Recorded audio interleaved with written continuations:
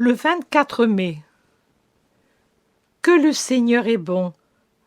Lorsque je contemple la bonté infinie de Dieu, je sens mon cœur qui fond de gratitude et d'amour, et de douleur aussi, parce que je me rends compte qu'ils sont peu nombreux, ceux qui voient à quel point le Seigneur est bon. Pour le reconnaître bon, beaucoup s'attendent à des faveurs exceptionnelles, prêts à nier sa bonté aussitôt qu'une chose désagréable frappe quelqu'un.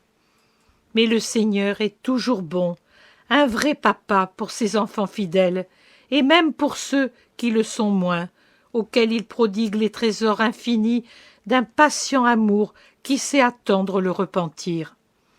Mais alors, avec ses enfants fidèles, avec ceux qui mettent leur main d'enfant dans sa main de père, et qui vont ainsi, le regardant avec le saint et aimant orgueil d'enfants épris de leurs parents, avec ceux-là, oh, quel poème, quelle œuvre de parfaite bonté accomplira Dieu. Il a des prévoyances touchantes à chaque instant, à chaque occasion. Il transforme en réalité non seulement les besoins, mais aussi les moindres désirs de ses petits-enfants fidèles.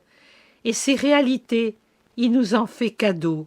Il nous les offre comme des récompenses, tel un bon papa, pour nous rendre heureux. Je pense à cette phrase de l'Évangile. Personne n'a abandonné maison et parents par amour pour moi, qui ne reçoivent le centuple maintenant et dans le monde à venir la vie éternelle. Et à cet autre, donnez, et il vous sera donné.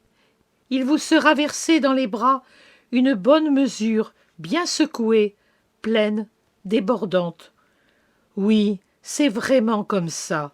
À celui qui met Dieu au-dessus de toute chose, qui fait de lui son centre et du travail pour le Seigneur son but.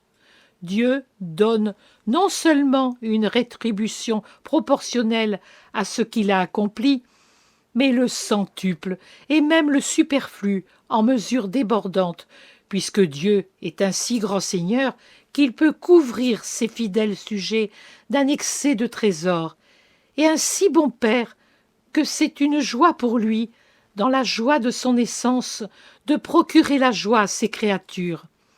Et il ne faut pas craindre que ces trésors de roi et de père s'épuisent, puisque, comme d'une source intarissable, un flot continu de puissance coule du sein de la triade éternelle, lequel se transforme en grâce pour ceux qui l'aiment.